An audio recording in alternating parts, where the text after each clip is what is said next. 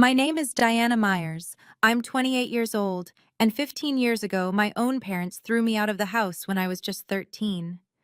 Last week, they showed up at my Uncle Harold's will reading, the man who raised me for the past 15 years, with confident smiles and a private attorney, absolutely certain they'd walk out with millions. But when attorney Margaret Morrison opened that sealed envelope and began reading, those smiles vanished.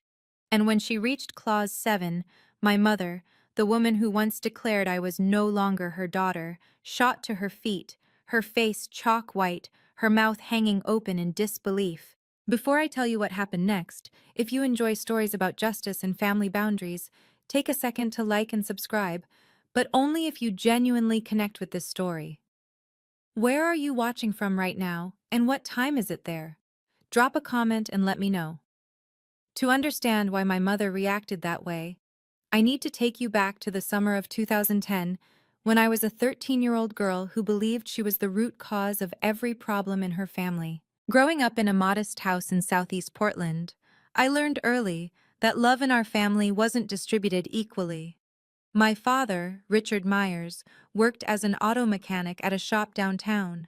He was a man of few words, and most of those words agreed with whatever my mother said. My mother, Sandra, worked the checkout line at a grocery store and ran our household with the precision of someone who always knew exactly who deserved what. My sister Tiffany was 2 years older than me. She had Mom's golden blonde hair, Mom's bright blue eyes, Mom's easy laugh. Everyone said so. "Tiffany looks just like you did at her age, Sandra." And Mom would beam. I looked like our late grandmother, Dad's mother. Brown hair, brown eyes, quiet disposition. Mom never said it was a bad thing. She just never said much about me at all. The differences showed up everywhere. For Tiffany's 15th birthday, Mom threw a party with 15 guests, a 3-tier cake from the bakery on Hawthorne, and a karaoke machine rental. For my 13th birthday, 3 months later, it was the four of us around the kitchen table with a marked-down cake from the grocery store where Mom worked. The frosting said "Happy Birthday" with no name, a generic leftover from someone else's canceled order. I didn't realize what was happening until I was 12. That's when I discovered Tiffany had a college savings account that had been opened when she was 5 years old. 8 years of deposits, thousands of dollars. I asked Mom why I didn't have one. She looked at me like the question surprised her. "Tiffany needs money for college," she said. "You'll figure something out. You're good at adapting." That was the first time I understood my place in this family. I was the spare child, kept around but never truly wanted. The summer of 2010 changed everything. In April of that year, I applied for the Oregon STEM Summer Academy at Oregon State University. It was a 6-week residential program for students who showed exceptional promise in science and mathematics. The scholarship covered everything: tuition, room and board, materials. Total value: $4,200. I didn't tell anyone I applied. I'd learned not to get my hopes up out loud in that house. On May 15th, the acceptance letter arrived. Out of over 2,000 applicants from across Oregon, 50 students had been selected. I was one of them. For exactly one afternoon, I felt like I mattered. Then Tiffany found out about a performing arts camp in California that her drama teacher had mentioned. 3 weeks, no scholarship, price tag, $3,800. That night at dinner, Mom announced the solution she'd worked out in her head. "Diana, you'll decline that science thing. We can't afford to send both of you to summer programs, and Tiffany's camp will help her college applications." She said it like she was discussing meal planning, not crushing someone's dreams. I stared at my plate. The words came out before I could stop them. "No." The whole table went silent. Even the refrigerator seemed to stop humming. "Excuse me?" Mom's voice dropped to that dangerous register I'd heard her use on store customers who tried to use expired coupons. "This scholarship isn't your money to redirect," I said, my voice shaking but clear. "I earned this. It's mine." Mom looked at me like I'd transformed into a stranger right before her eyes. "If you can't sacrifice for this family," she said slowly, Then you're not part of this family. At 13, I thought she was just angry. I didn't realize she meant it literally. 3 days after that dinner, I came home from the public library to find my belongings packed into 2 black garbage bags sitting on the front porch. My mother stood in the doorway, arms crossed. She didn't look angry anymore. She looked resolved, like someone who'd just finished an unpleasant chore. "I called Harold," she said. "He'll be here to pick you up. From now on, you're his problem." I stood there on the porch I'd known my entire life, trying to process what was happening. Behind Mom, I could see Dad in the hallway. He didn't look at me. He didn't say anything. I looked up at the second-floor window. Tiffany was watching from behind the curtain. When our eyes met, she stepped back into the shadows of her room. She didn't come down. I waited on that porch from 6 in the evening until 10 at night. 4 hours. My mother went back inside after the first 5 minutes. The porch light never came on. Uncle Harold lived in Seattle, 3 hours away. He drove through the night to get to me. When his gray Honda pulled into the driveway, I was still sitting on those garbage bags, knees pulled to my chest. He got out without saying anything at first. Just walked up, looked at me, and wrapped me in a hug so tight I couldn't breathe. "From now on," he said quietly, "you have a home." That night, as we drove north through the darkness toward Seattle, I didn't know that my mother had signed a document before Uncle Harold left. I didn't know what it meant. I was just a scared kid staring out the window, wondering what I'd done wrong.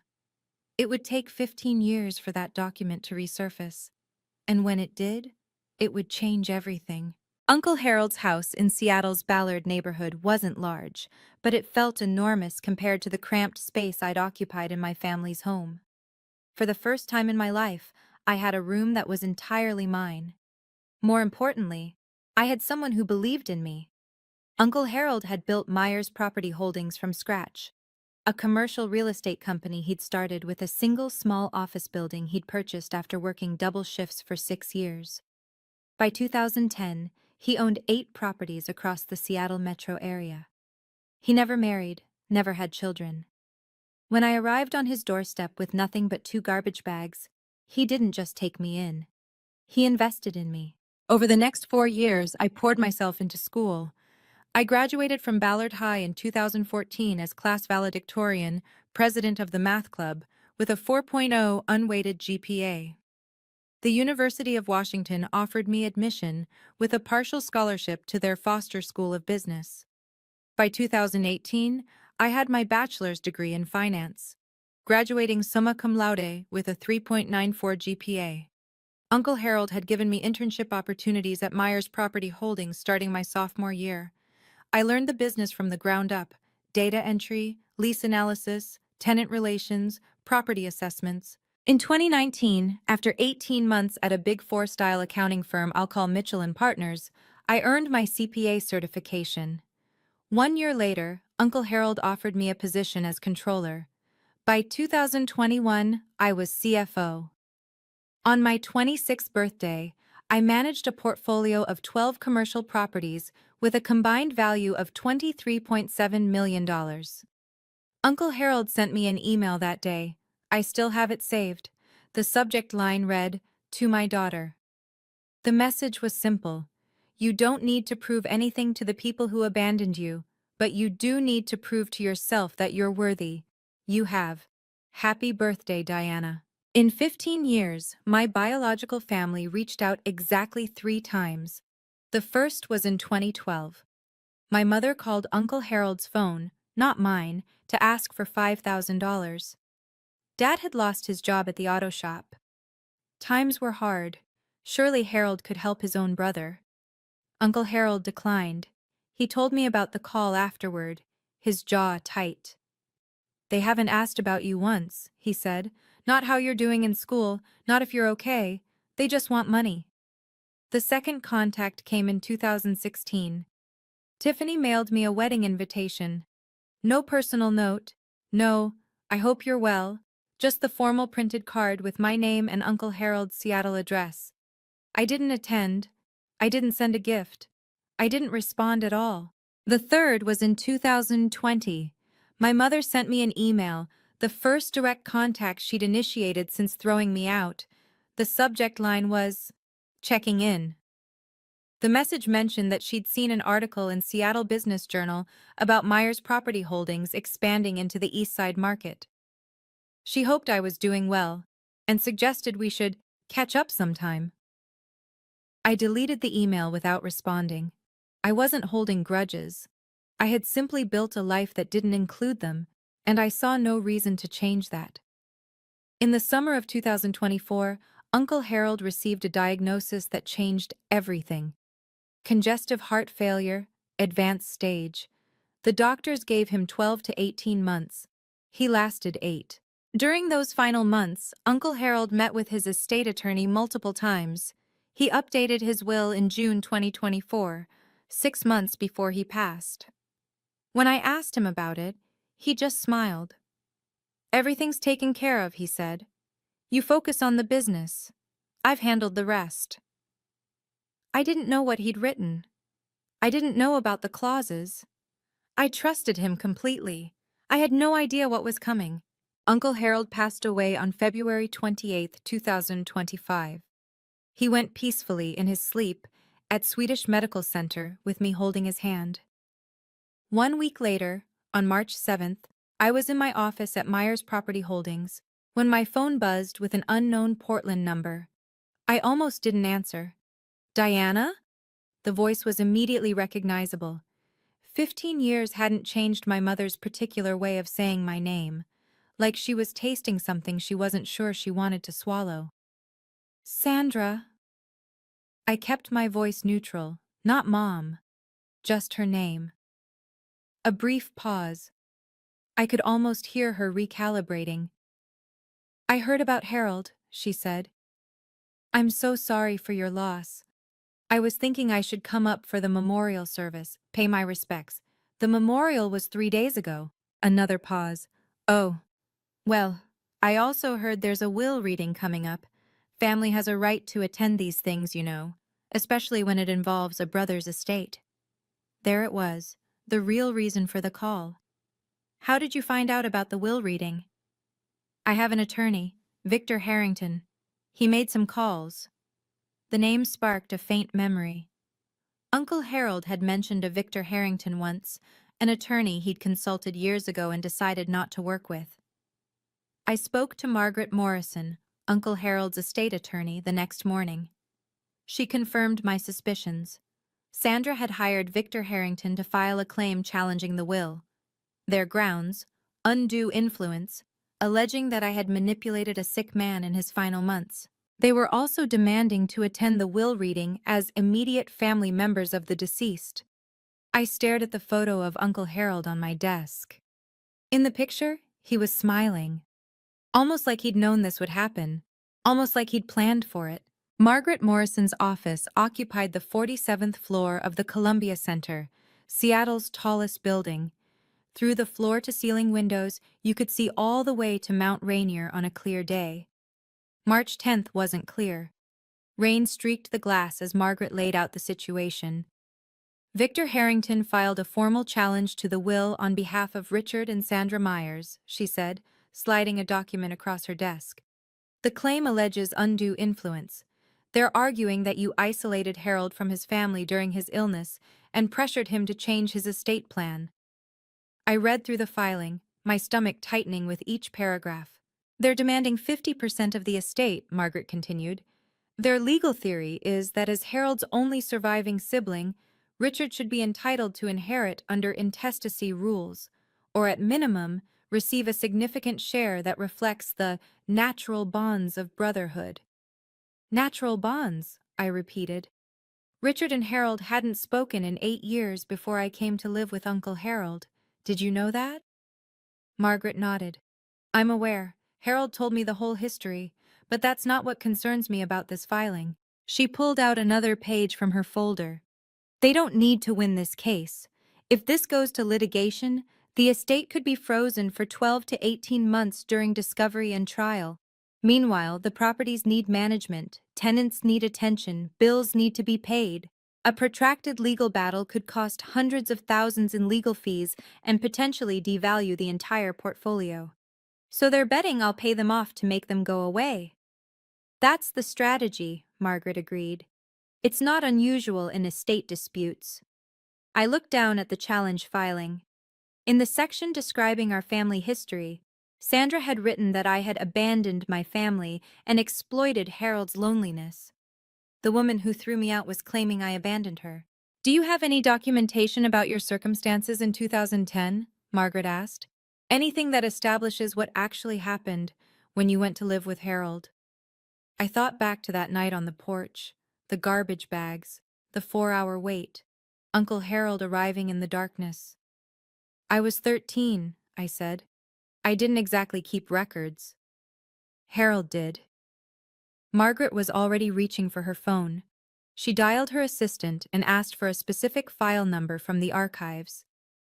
20 minutes later, her assistant returned with a yellowed folder. Margaret opened it carefully, scanning the contents.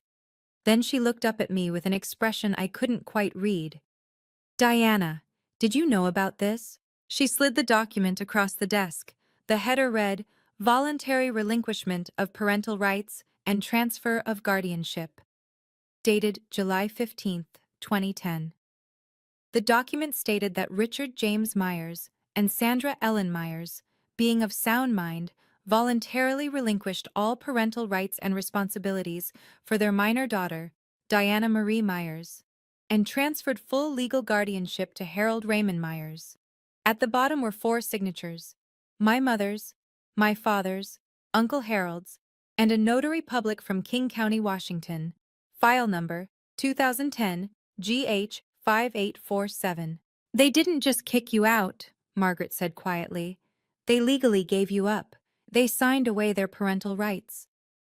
As far as the law is concerned, Sandra and Richard Myers stopped being your parents the moment they signed this document. My hands were trembling. I'd been 13 years old, sitting on a porch in the dark. I had no idea my mother had been signing papers inside the house. What does this mean for their claim? Margaret's expression shifted. It means Richard has no standing to claim inheritance through familial relationship. Legally, he's not your parent. He severed that connection himself, in writing, with witnesses 15 years ago. Margaret offered me 2 paths forward. Option 1, we negotiate, she said. I reach out to Harrington, explain that their legal position is weaker than they realize, and offer a settlement. $500,000 to $1 million in exchange for them withdrawing their challenge and signing a waiver of any future claims. It's faster, cleaner, and avoids any public spectacle. And option 2? We proceed with the will reading as scheduled. They've demanded to attend as family members. We let them. Then we present the evidence. The guardianship transfer document, the full history, everything Harold wanted disclosed in the event of a challenge. She paused. Harold anticipated this, Diana. He left specific instructions for how to handle exactly this scenario. He wanted the truth on the record. I went home that night and couldn't sleep. I sat in the living room of the house Uncle Harold had left me, staring at the family photos on the mantel. There were pictures of me at every stage: high school graduation, college commencement, the day I got my CPA license, my first day as CFO. In every photo, Uncle Harold was beaming beside me. There were no photos of Richard or Sandra, not one. I thought about Uncle Harold's words from that email years ago. You don't owe them anything, but you owe yourself the truth. At 7 the next morning, I called Margaret. I want the will reading to proceed, I said. No settlement, no buyout. If they want to be present for this, let them. But we're not hiding anything. Are you sure? Once this becomes public, they chose to make this public when they filed their challenge. I'm just respecting their choice. The will reading was scheduled for Friday, March 14, 2025, at 2:00 p.m. in the Morrison & Associates conference room. 5 days away. The next few days were a blur of preparation. My best friend Elena Torres, we'd met when she joined Myers Property Holdings as HR director 3 years earlier, helped me organize the documentation. She was the only person besides Margaret who knew the full story of my childhood. 47 emails, Elena said, looking up from her laptop in my office on Wednesday evening. 47 emails from Harold to you over 10 years, documenting his relationship with you and his reasons for estranging himself from Richard. The emails painted a clear picture. In 2002, Richard had borrowed $80,000 from Harold with a promise to repay it within 5 years. 23 years later, not a single dollar had been returned. That broken promise had fractured their relationship. My arrival in 2010 had nothing to do with their estrangement. It had already been festering for 8 years. Elena also pulled the financial reports from my 3 years as CFO. Under my leadership, the Myers Property Holdings portfolio had grown from $17.7 million to $23.7 million, a 34% increase in value. Occupancy rates averaged 96%. Tenant satisfaction scores were the highest in the company's history. On Thursday evening, I met with Dr. Lauren Hayes, the therapist I'd been seeing since my early 20s. "Remember why you're doing this," she said. "You're not seeking revenge, you're closing a chapter. There's a difference." "What if I feel satisfaction when they realize they've lost?" Dr. Hayes smiled gently. "That's called justice, Diana. Feeling validated when the truth comes out isn't the same as cruelty. The question is what you do afterward." I drove home that night through Seattle's rain-slicked streets, thinking about her words. I looked in the bathroom mirror before bed. "She has no power over you anymore," I told my reflection. "Only you get to decide your story now." Friday was coming, and I was ready. Okay, let me pause here for a second. If you've made it this far, and you're wondering how I handled what came next, drop a comment with your prediction. What do you think Sandra did at the will reading? And if this story resonates with you, if you've ever had to set boundaries with family, don't forget to subscribe. We're just getting to the part you've been waiting for. Now back to that Friday afternoon. The Morrison and Associates conference room occupied a corner of the 47th floor, with floor-to-ceiling windows offering panoramic views of Elliott Bay and the Olympic Mountains beyond. On a clear day, it would have been breathtaking. On March 14th, 2025, the sky was overcast, the water a steel gray that matched my mood. I arrived 15 minutes early at 1:45 p.m. I wore a navy blue tailored suit. Professional, understated. My hair was pulled back in a simple bun. I'd learned from Uncle Harold that the most powerful people in the room never needed to announce themselves. The conference room could seat 20 at the main table, with additional chairs arranged along the walls. When I entered, 14 people were already present. Margaret Morrison sat at the head of the table with 2 junior associates. Thomas Graham, the senior auditor from Mitchell and Partners, who had handled Uncle Harold's accounts for a decade, occupied a seat near the window. Representatives from 3 charitable organizations filled several chairs: Seattle Children's Hospital, Habitat for Humanity Northwest, and the Olympic National Park Foundation. Uncle Harold had been a significant donor to all 3 for over 20 years. 5 senior staff members from Myers Property Holdings sat together near the door. They'd worked with Uncle Harold for years and had known me since my intern days. Margaret caught my eye and nodded toward a seat at the center of the table, directly across from where she would be reading the will. I took my place, arranging the folder of documents Elena had prepared in front of me. Through the glass wall of the conference room, I could see the elevator lobby. At 2:03 p.m., the elevator doors opened. My mother stepped out first. Even from across the floor, I could see she'd dressed for the occasion. Black dress, pearl necklace, full makeup. Behind her came my father, my sister, and a man in an expensive suit carrying a Mont Blanc briefcase. The show was about to begin. Sandra Myers entered the conference room like she owned it. That was always her way, projecting confidence she hadn't earned, claiming space she hadn't been given. She wore a black dress that looked new, and her pearl necklace caught the overhead lights as she surveyed the room with a practiced expression of dignified grief. Behind her, my father Richard shuffled in wearing a gray suit that didn't quite fit anymore. He'd gained weight in the years since I'd seen him. His eyes found me briefly, then darted away. He'd always been good at looking away. Tiffany followed in a pastel pink dress, an odd choice for a will reading, like she'd gotten confused about what event she was attending. At 30, she looked tired in a way that had nothing to do with the early morning flight from Portland. Their attorney, Victor Harrington, brought up the rear. He was tall, silver-haired, with the kind of polished confidence that came from decades of high-stakes litigation. His Mont Blanc briefcase probably cost more than my first month's salary at Mitchell & Partners. Sandra's gaze swept the room until it landed on me. "Ah," she said, her voice carrying in that way she'd perfected. "You're here already." I didn't stand. Sandra. The single word, her name, not Mom, made her pause mid-stride. Something flickered across her face. Then she recovered. "I was hoping we could speak privately before this starts. Family matters should be handled by family." "The proceedings begin in 2 minutes," I said. "I'm sure whatever you have to say can wait." Margaret Morrison rose from her seat. "Mrs. Myers, Mr. Myers, Ms. Myers, Mr. Harrington, there are seats arranged for attending parties along the wall. The main table is reserved for beneficiaries and estate representatives." Sandra's jaw tightened visibly. She'd expected a seat at the center of things. Instead, she was being directed to the margins. She wasn't even at the table. Sandra didn't take her seat quietly. Instead, she detoured past the representatives from Seattle Children's Hospital, pausing to introduce herself with an expression of practiced sorrow. "I'm Sandra Myers," she said, loud enough for most of the room to hear. "Harold's sister-in-law. We were quite close for many years, before this unfortunate estrangement." She glanced meaningfully in my direction. The hospital representative, a woman in her 50s named Dr. Patricia Wells, nodded politely but said nothing. Sandra continued, undeterred.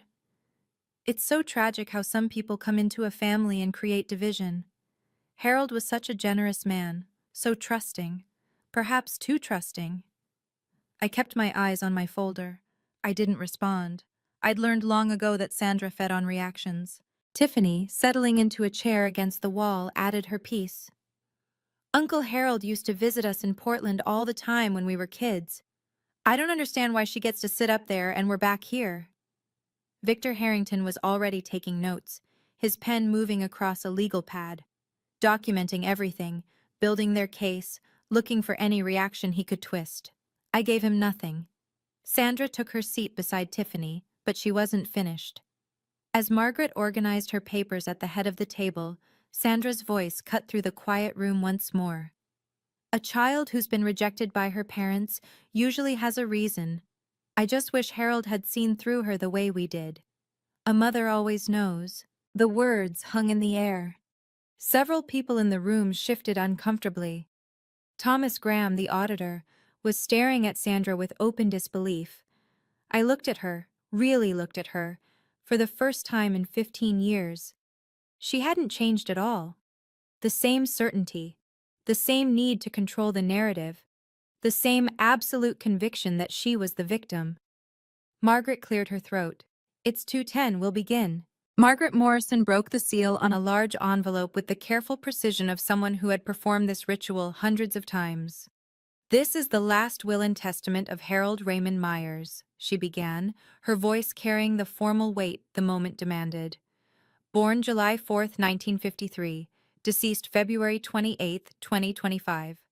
This document was executed on June 18, 2024, and represents the final expression of Mr. Myers's wishes regarding the disposition of his estate." Sandra sat forward slightly, her pearl necklace catching the light. Margaret continued reading the preliminary sections. Article 1 confirmed Harold's identity and residence. Article 2 declared him to be of sound mind. Margaret noted that a psychiatric evaluation had been conducted by Dr. Stephen Park on June 10, 2024, 8 days before the will was signed. The evaluation confirmed Mr. Myers possessed full testamentary capacity and was under no undue influence at the time of execution, Margaret read. I caught Sandra exchanging a glance with Victor Harrington. They'd been banking on challenging Harold's mental state. This documentation complicated their strategy. Article 3 revoked all prior wills and codicils. Then Margaret turned to Article 4, the inventory of assets. At the time of death, Mr. Myers' estate included the following: 12 commercial properties located throughout King County and Snohomish County with a combined assessed value of $18.2 million. Investment accounts containing diversified equity holdings valued at approximately $4.1 million. Cash and liquid assets totaling $1.4 million. I heard Tiffany whisper to Sandra, "That's almost $24 million." Sandra nodded, her eyes calculating. Margaret looked up briefly. The will contains 47 pages. I will now proceed to Article 5, which addresses specific bequests and exclusions. She turned the page and adjusted her reading glasses. Article 5, regarding Richard James Myers, brother of the deceased. Sandra actually smiled. She wouldn't be smiling for long. Margaret's voice was steady as she read the opening line. I make no provision in this will for my brother, Richard James Myers, for the following reasons, which I wish to be read aloud and entered into the record. Sandra's smile flickered. Margaret continued reading Harold's words.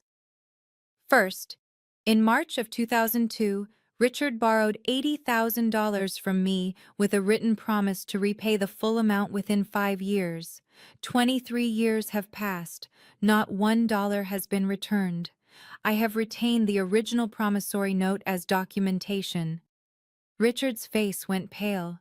He hadn't expected this. Second, on July 15, 2010, Richard and his wife Sandra voluntarily executed a legal document relinquishing all parental rights to their daughter Diana Marie Myers, transferring full guardianship to me. This document was properly witnessed and notarized. Sandra shot to her feet. What does that have to do with anything?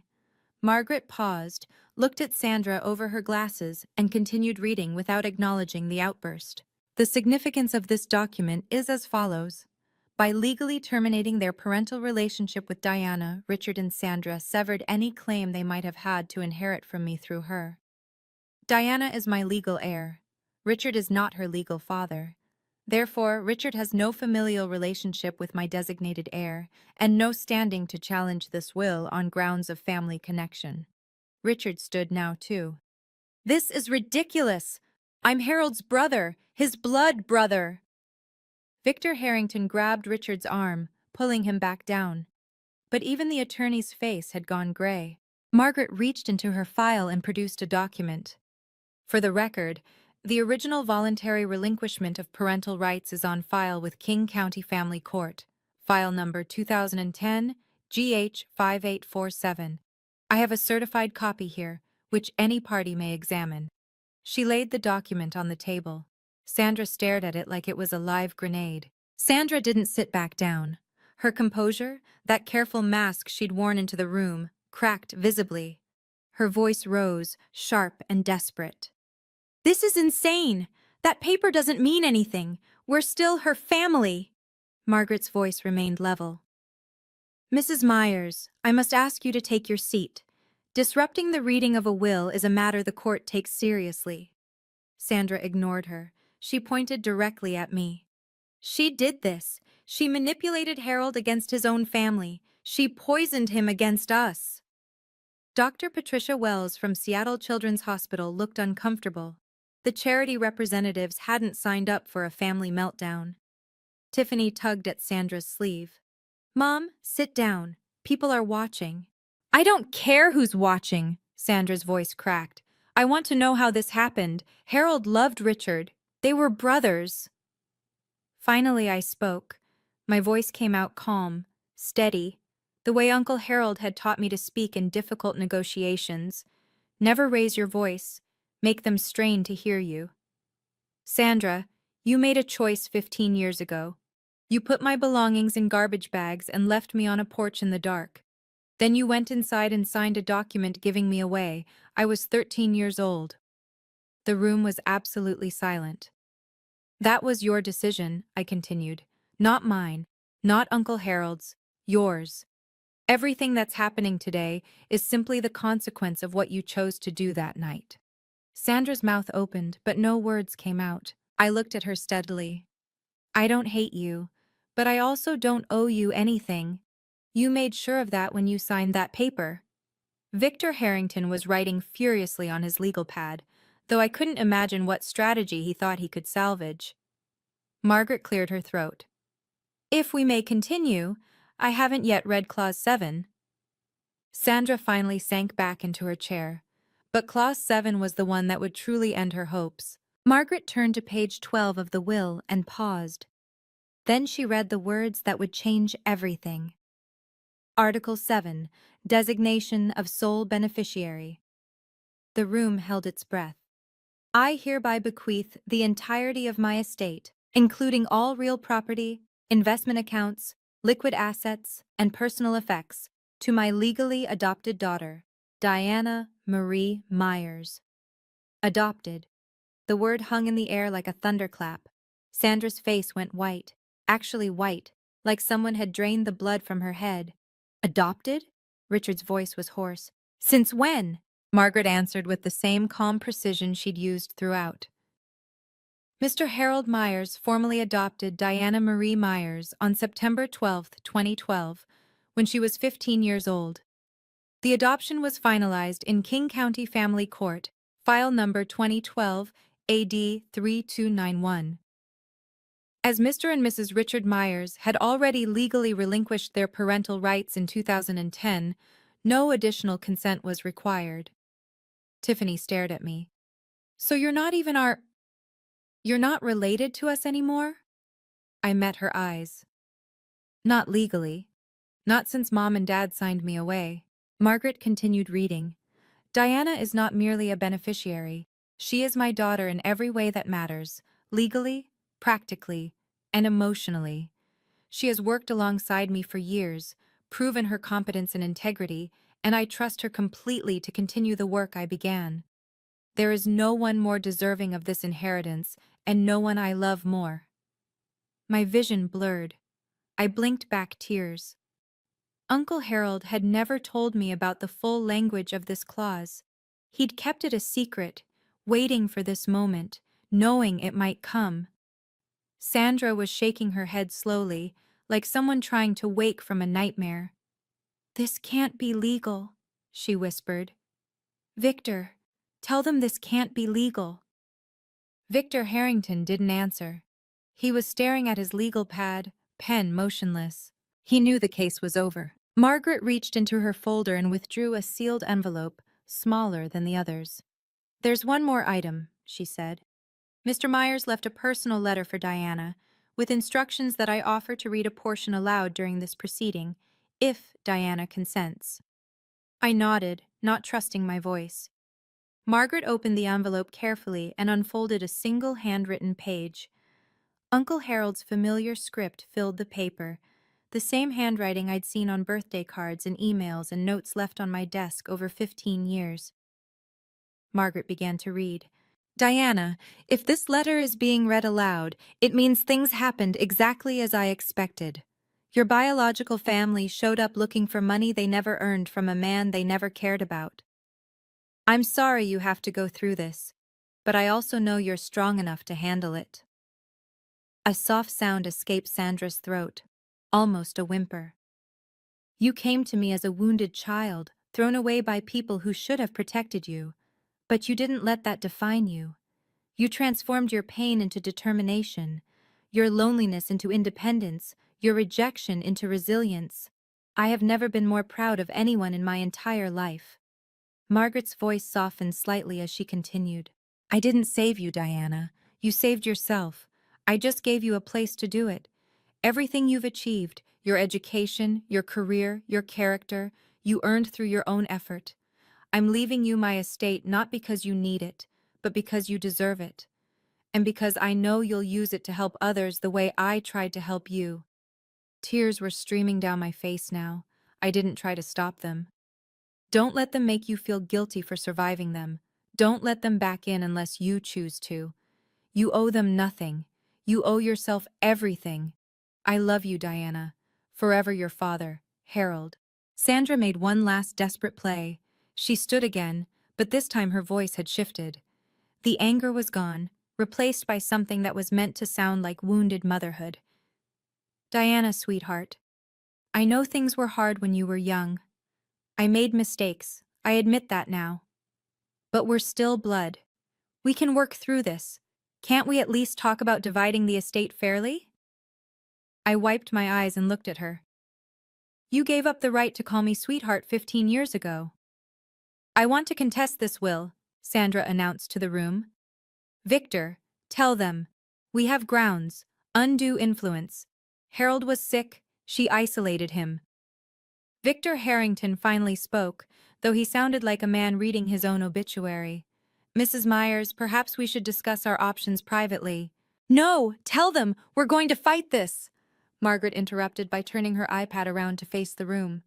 On the screen was an email thread. Mr. Harrington, perhaps you'd like to explain this to your clients. The room went quiet. Margaret read aloud. This is an email dated March 3, 2022, from Harold Myers to Victor Harrington. The subject line is terminating services. In the email, Mr. Myers writes, Victor, I am ending our professional relationship. Your advice that I include Richard in my estate plan despite his years of financial exploitation and his treatment of Diana is unacceptable. I will be engaging new counsel. She looked up at Victor. You previously represented Harold Myers. You were terminated because you advocated for Richard's interests over Harold's wishes. And now you've accepted this case against Harold's estate, without disclosing that conflict of interest to your current clients. Victor's face had gone the color of old concrete. Sandra turned to stare at him. You told me we would win. He had no answer. Victor Harrington stood up abruptly, gathering his Mont Blanc briefcase with shaking hands. I need to review these documents, he said, his voice stripped of its earlier polish. We should discuss our options privately, Mrs. Myers. Discuss what? Sandra's voice was rising again. You're leaving? Right now? In the middle of this? Victor didn't answer. He was already moving toward the door, walking with the stiff gait of a man who knew his career might be imploding. Victor! Sandra called after him. Victor! The conference room door closed behind him with a soft click. Sandra stood frozen, abandoned by her own attorney in front of everyone she'd hoped to impress. Richard hadn't said a word in minutes. He sat slumped in his chair, staring at the floor. He'd spent his whole life following Sandra's lead, and now she had led them both off a cliff. Tiffany was crying quietly. I couldn't tell if she was upset about the money or about the public humiliation. Sandra turned back to me one more time. The mask was completely gone now. Underneath it was just desperation, and beneath that, something that might have been the first stirrings of real regret. Diana, her voice broke. We can still, we're still a family, aren't we? Blood is blood. You could still... I stood up from the table. Sandra, you stopped being my family on July 15th, 2010. You signed the document yourself. I didn't make that choice, you did. I gathered my folder and looked at her steadily. I don't hate you. I actually feel sorry for you, but you have no claim on me. Not legally, not emotionally, not in any way that matters. I turned to Margaret. Can we continue with the remaining articles? Margaret nodded. Sandra sat down heavily. She didn't speak again for the rest of the reading. Margaret turned to the next section with practiced calm. Article 9, Charitable Bequests. The representatives from the 3 charitable organizations straightened in their seats. I direct that the following gifts be made from my estate. $500,000 to Seattle Children's Hospital, to be used for the establishment of a scholarship fund for children from disadvantaged backgrounds. $300,000 to Habitat for Humanity Northwest, for the construction of affordable housing in the greater Seattle area. $200,000 to the Olympic National Park Foundation, for wilderness preservation and environmental education programs. Dr. Patricia Wells from Seattle Children's Hospital nodded solemnly. Harold was one of our most consistent donors for over 2 decades. This gift will help hundreds of families. The representative from Habitat for Humanity added, We've built 6 homes with Harold's previous donations. This will fund at least 4 more. Margaret continued.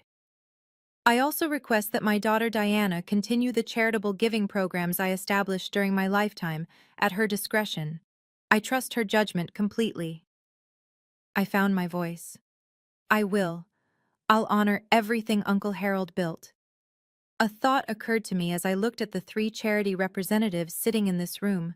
They weren't here because the law required it. They were here because Uncle Harold had asked them to come. He'd wanted witnesses, neutral parties who could testify to exactly what had happened here today if Sandra and Richard tried to pursue their case further. Uncle Harold had anticipated every move. Dr. Wells caught my eye and offered a small, kind smile. Harold used to talk about you constantly. Every board meeting, every donor event. Diana did this. Diana achieved that. He was so proud of you. I blinked back fresh tears. Even in death, Uncle Harold had surrounded me with people who believed in me. When Margaret finished reading the final articles of the will, she turned to me. Diana, as sole beneficiary and executor, would you like to say a few words? I hadn't planned to speak, but 47 pairs of eyes were watching me, and I realized there were things that needed to be said, not for Sandra's benefit, but for my own. I rose from my seat. Most of you knew Uncle Harold far longer than I did. He took me in when I was 13 years old and had nothing. He gave me a home, an education, and most importantly, a family that chose to love me. I looked around the room, at the Myers Property Holdings employees who had watched me grow from an intern into a CFO, at the charity representatives who had witnessed Uncle Harold's generosity for decades. With this inheritance, I intend to continue everything Harold built. The properties will be managed with the same integrity he established. The charitable commitments will be maintained, and I'll be establishing a new scholarship fund, the Myers STEM Scholarship, for children from difficult family situations who need someone to believe in them. My eyes found Sandra, still sitting rigid in her chair. As for my biological relatives, I hold no grudge. I've made peace with what happened. But peace doesn't mean pretending it didn't happen, and it doesn't mean opening doors that I've worked hard to close. I took a breath. Harold taught me that family is about choice. The people who show up for you when everything falls apart, those are your family. By that definition, the people in this room who knew Harold, who worked with him, who respected him, you're more my family than the people who share my DNA. I sat back down. The room was silent for a long moment. Then Thomas Graham, the auditor, began to clap. Others followed. Sandra didn't move. Margaret formally concluded the reading at 3:47 p.m. The will has been read in its entirety. All legal requirements have been satisfied. Ms. Myers, you may contact our office next week to begin the transfer process. The estate should be fully settled within 14 business days. People began to rise, conversations murmuring to life around the room. Sandra stood slowly, like a woman who had aged 10 years in 2 hours. Richard was already shuffling toward the door, not looking at anyone. Tiffany gathered her purse and followed her father without a word. Sandra lingered. She turned back to look at me one final time. Her makeup had smeared slightly around her eyes. The confident woman who had entered this room expecting millions now looked diminished, smaller somehow. She opened her mouth as if to say something. I saw her lips form what might have been the beginning of "I'm sorry." But then she closed her mouth, turned away, and walked out. I watched her go. This woman who had thrown me away like damaged goods, who had signed papers to make it legal, who had shown up 15 years later, expecting to profit from her cruelty. I felt a brief flicker of something, not satisfaction exactly, not vindication, something more complicated, the strange emptiness that comes when a chapter finally closes. Dr. Wells from Seattle Children's Hospital approached me as the room cleared. "Harold talked about you every time we met," she said, shaking my hand. "He told me once that taking you in was the best decision he ever made. I can see why." She pressed a business card into my palm. "When you're ready to discuss that scholarship fund, please call me directly." Elena appeared at my side, squeezing my arm. "You did it," she said quietly. "Harold would be so proud." I looked at the photo of Uncle Harold I'd brought with me. I hoped she was right. I need to take a breath here for a second. That was the moment I'd been dreading and hoping for at the same time. If you've ever had to stand up to someone who hurt you, someone who still believed they were the victim, you know how exhausting it is. Have you been through something similar? Tell me in the comments. And if you want to know what happened after that conference room emptied, stay with me. The story isn't over. 1 week after the will reading, Margaret Morrison filed a formal complaint with the Washington State Bar Association. The subject, Victor Harrington's ethical violations. I didn't ask her to do it. She did it because it was her professional obligation. When an attorney witnesses another attorney violating the rules of professional conduct, reporting is required. The complaint outlined 3 violations. First, conflict of interest. Harrington had previously represented Harold Myers and gained confidential information about his estate planning. Second, failure to disclose. Harrington never told Sandra or Richard about his prior relationship with Harold. Third, misrepresentation. Harrington had led his clients to believe they had a strong case when he knew, or should have known, that their legal position was fundamentally compromised. Margaret kept me updated throughout the process. 2 months after the filing, in late May 2025, the Bar Association issued its ruling. Victor Harrington was suspended from practicing law for 6 months.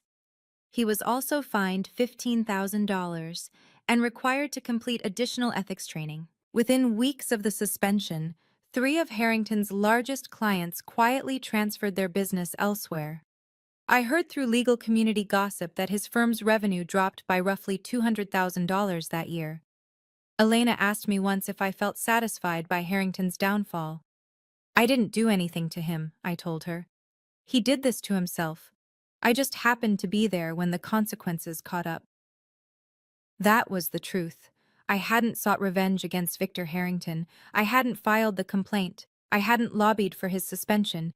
He had made his own choices, taking a case he knew was ethically compromised, lying to clients who trusted him, betting he could win through intimidation rather than merit. His career suffered because of what he chose to do. Some people build their own prisons without any help. 3 weeks after the will reading, an email appeared in my inbox from Sandra Myers, 1969, gmail.com. Subject, please read. The message was longer than I expected. Sandra had never been one for written communication. She preferred phone calls where she could control the tone, interrupt, redirect. Diana, I know you probably won't read this, but I need to say some things. I've been thinking about what happened at the will reading. I was angry, and I said things I shouldn't have, but I want you to know that I understand now that I made mistakes when you were young. I was overwhelmed. Your father and I were struggling financially. Things got away from us. I'm not asking for money, I'm asking for a chance to make things right. We're still family, Diana. Blood doesn't just disappear because of legal papers. I'm your mother. Nothing can change that. Can we talk? I think if we just sat down together, we could work through this. I love you. I always have. Mom. I read the email 3 times. Then I called Dr. Hayes, my therapist, and read it to her over the phone. What do you notice about the email? She asked. I thought about it. She acknowledges mistakes but doesn't name what they were. She blames circumstances, financial struggles, being overwhelmed. She says she's not asking for money, but then pivots to working through this. And she still calls herself mom, even though she signed away that right. What do you want to do? I took 2 days to write my response. It was 4 sentences long. Sandra, I've read your email. I forgave you a long time ago, for myself, not for you. But I don't want a relationship with you. Please don't contact me again. She didn't reply. I felt no guilt, only clarity. 2 months after the will reading, a letter arrived at my Seattle address. Not an email. An actual letter, handwritten on plain paper, stuffed into a slightly wrinkled envelope with a Portland postmark. The return address listed T. Warren. Tiffany had taken her ex-husband's name when she got married. I opened it reluctantly, expecting more manipulation. What I found was different. Diana, I'm not writing this to ask for anything. I don't want money. I don't want forgiveness. I just need to say something I should have said 15 years ago. The night Mom and Dad kicked you out, I was watching from my bedroom window. I saw you sitting on the porch with those garbage bags. I watched for 4 hours. I saw you alone in the dark waiting and I never came down. I could have. I was 15. I could have brought you water or sat with you or at least told you I was sorry. Instead, I just watched from the window like a coward. That's haunted me ever since. Every time Mom would talk about you, always blaming you, always making herself the victim, I would think about that window, about what I didn't do. I'm not asking you to forgive me. I'm not asking for a relationship. I just wanted you to know that I know what I did was wrong. I failed you when you needed family most. You deserved better from your older sister. If you never want to hear from me again, I understand. But I couldn't let another year pass without telling you the truth. Tiffany. I read the letter 4 times. It was the first honest thing anyone in my biological family had ever said to me. I didn't write back immediately. I needed time to figure out what, if anything, I wanted to do with this unexpected opening. But for the first time in 15 years, I felt something other than distance when I thought about my sister. 4 months after the will reading, I finally wrote back to Tiffany. Dr. Hayes had helped me think through what I actually wanted, not what I felt obligated to do, not what would look generous or forgiving, what I genuinely wanted for myself. The answer surprised me. I didn't want to shut Tiffany out completely. Her letter had been the first honest acknowledgement of what happened that night. No excuses, no deflection, no requests for money, just accountability. But I also wasn't ready to trust her. 15 years of distance doesn't disappear because of one letter. So I wrote back with conditions. Tiffany, I've read your letter many times. I appreciate that you acknowledged what happened without making excuses. That took courage. I'm not ready for a full relationship, but I'm open to cautious contact under these conditions. First, no contact through Mom or Dad. I've ended communication with them permanently, and I need that boundary respected. Second, no discussions about money, inheritance, or anything related to Uncle Harold's estate. Ever. Third, I reserve the right to end any conversation without explanation. If I go quiet, I need you to respect that. If these conditions work for you, we can start with a monthly video call. 15 minutes, low pressure. We can talk about our lives, surface level at first. If that goes well, we can gradually build from there. This isn't me saying everything is forgiven and forgotten. This is me saying I'm willing to see if there's something worth building, but it has to be on my terms. Let me know if you accept these conditions. Diana. Her reply came 3 days later. One word. Accepted. I scheduled our first call for the following Saturday. 15 minutes. That was all I could commit to. But it was a start. The first video call with Tiffany happened on a Saturday afternoon in September 2025, 6 months after the will reading. I sat in my home office with my laptop open, watching the seconds count down until 2:00 p.m. My heart was beating faster than it had during the will reading. This felt more dangerous somehow. Confronting Sandra had been about defending myself against an attack. This was about choosing to be vulnerable. The call connected. Tiffany's face filled the screen. She looked different than she had at the will reading, less made up, more tired, but also somehow more real. "Hi," she said. "Hi." We stared at each other for a moment. 15 years compressed into a video call rectangle. "I wasn't sure you'd actually answer," she admitted. "I almost didn't." That broke something loose. Tiffany laughed, a nervous, relieved sound, and I found myself almost smiling. We kept it light, as I'd requested. Surface level. She told me about her job. She was training to become a nail technician, working toward getting licensed.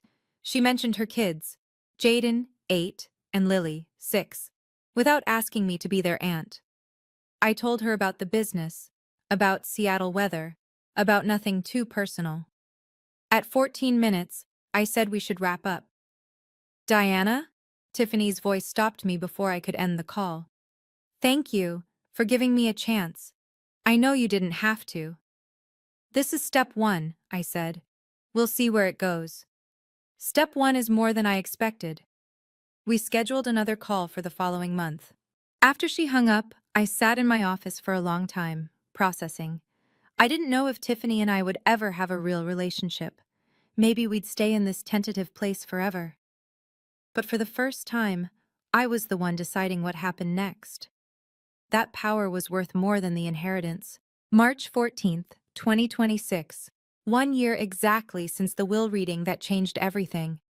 I stood outside a modest commercial building on Capitol Hill, the first property Uncle Harold ever purchased, back in 1987, when he was a 34-year-old with a dream and barely enough money for a down payment. The building had been renovated last fall. New windows, updated HVAC, fresh landscaping. But today I was here for something else. A bronze plaque had been mounted beside the main entrance, the Harold R. Myers Building, in memory of a man who chose love over blood, 1953 to 2025. I touched the letters of his name, feeling the cold metal under my fingertips. In the years since the will reading, Myers' property holdings had grown by 12%, bringing the portfolio value to $26.5 million. Occupancy rates remained above 95%. We'd expanded into 2 new properties and upgraded 3 existing ones. More importantly, the Myers STEM Scholarship had awarded its first grants. 5 students from difficult family situations, each receiving full funding for summer programs in science and mathematics. Dr. Wells at Seattle Children's Hospital had helped select the recipients. Tiffany and I still talked once a month. The conversations had gotten slightly easier. We'd graduated from 15 minutes to 25. I'd seen pictures of her kids. She'd seen pictures of my apartment. We weren't sisters in any traditional sense, but we were something. Sandra and Richard had stopped trying to contact me. I didn't know what their lives looked like now, and I found that I didn't need to know. Elena walked up beside me, looking at the plaque. You okay? I considered the question. I'm peaceful, I said. That's even better than happy. Uncle Harold had taught me that family is a choice, and I had finally learned to choose myself. The sky over Seattle was clear for the first time in weeks. I could see all the way to the mountains. If I look at my own story through a psychological lens, there's a concept called conditional self-worth, the belief that you're only valuable if certain people approve of you. I spent the first 13 years of my life trapped in that belief. My mother's indifference felt like proof that I didn't matter. What actually saved me wasn't Uncle Harold's money, it was his unconditional acceptance. He saw me for who I was, not who I should have been. Here's what I want you to take from this story. You don't need anyone's permission to know your worth, and you have every right to set boundaries, even with family, even with parents, even with blood. Forgiveness is something you do for yourself. Reconciliation is something you choose for yourself. These are 2 different things, and no one gets to decide which one you offer. Your story is yours to write. Thank you for staying with me through this entire story. If it resonated with you, if you've ever had to find your own worth after someone tried to take it away, I hope you know you're not alone. If you'd like to hear more stories like this, subscribe and hit the notification bell. And check the description for links to similar stories about boundaries, family, and finding your own way. Until next time, take care of yourself.